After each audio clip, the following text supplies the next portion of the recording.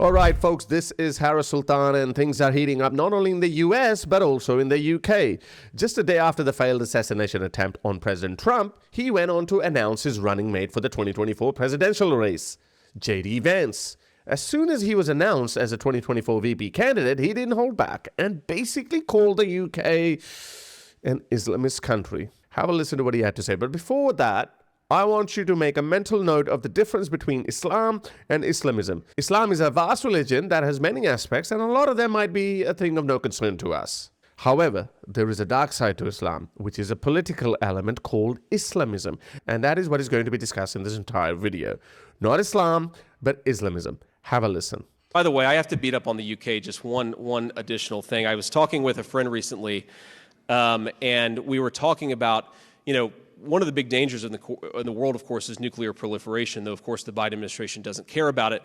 And I was talking about, what is the first truly Islamist country that will get a nuclear weapon? And we were like, maybe it's Iran, maybe Pakistan already kind of counts. And then we sort of finally decided maybe it's actually the UK, since Labour just took over.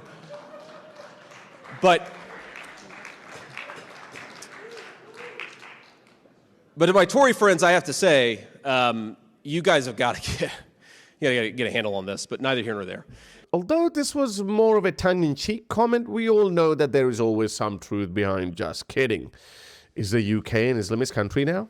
I wouldn't go that far, but I can also say that the UK is on its way to becoming an Islamist country when the current PM of the UK, sitting with the Mayor of London, Sadiq Khan, discusses how Keir Starmer's prosecution skills should be tested by prosecuting those who are deemed Islamophobes. Islamophobia is intolerable. It can never, ever be justified, and we have to continue with a zero-tolerance approach.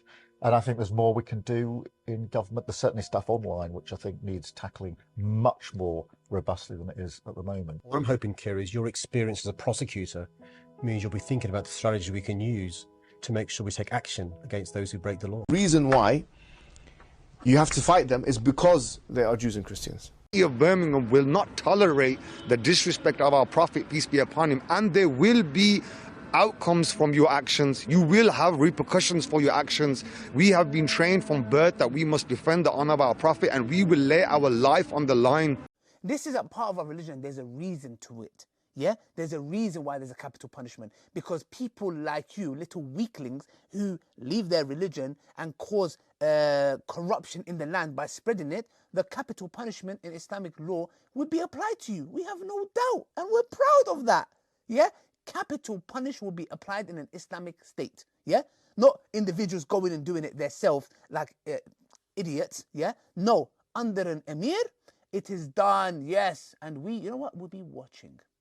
Yes, we are the so-called Islamophobes that Sadiq Khan is urging Keir Starmer to prosecute.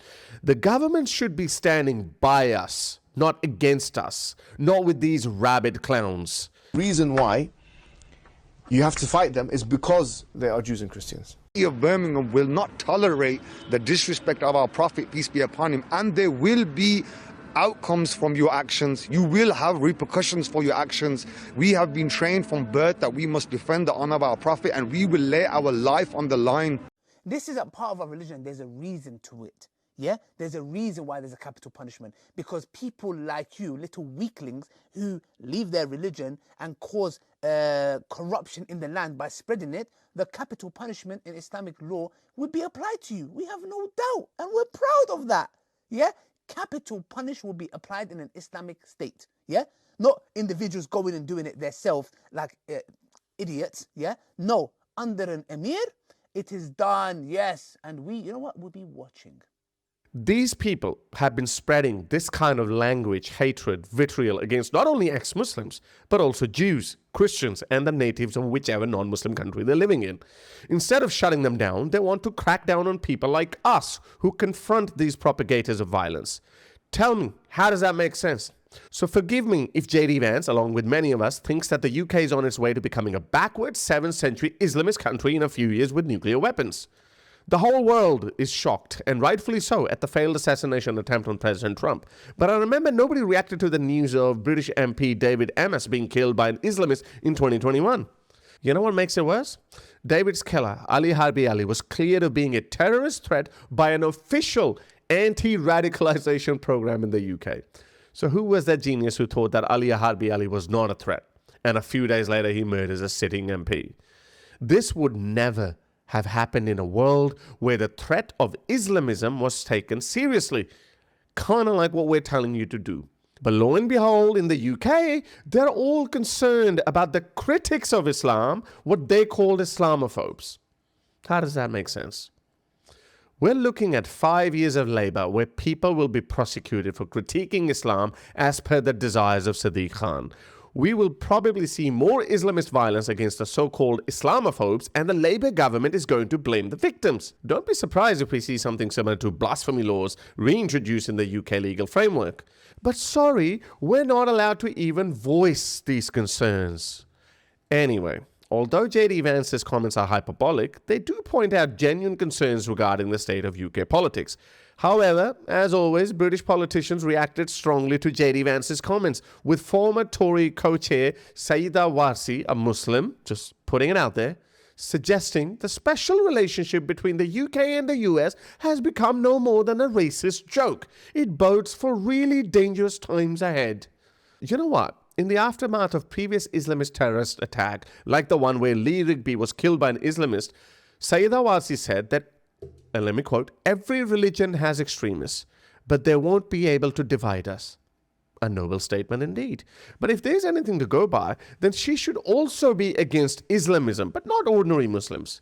I don't think people like us worrying about the UK falling into the abyss of Islamism should be a concern for her, because by her own admission, she also has a problem with extremists who follow the path of Islamism. Remember, Islamism, not Islam. Islamism is political Islam. So what's so horrible about that? Why is she dragging race into this? I'll tell you what she really means. This is where people like Warsi and many other lipstick Muslims have made this entire discourse so confusing for ordinary people. This is their defense mechanism. And ladies and gentlemen, this is why they created this phony term of Islamophobia.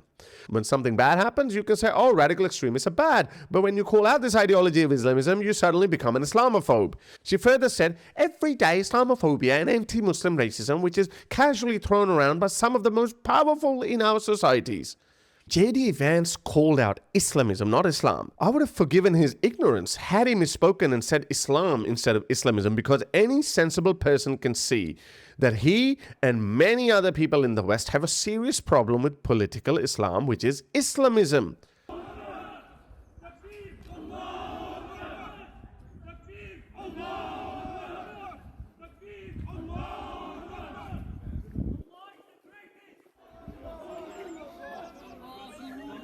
I just played you a video of prominent British Muslims spewing Islamist violent rhetoric, but people like Warsi never call them out because she knows that she herself will be labeled an Islamophobe by her own logic. She knows well.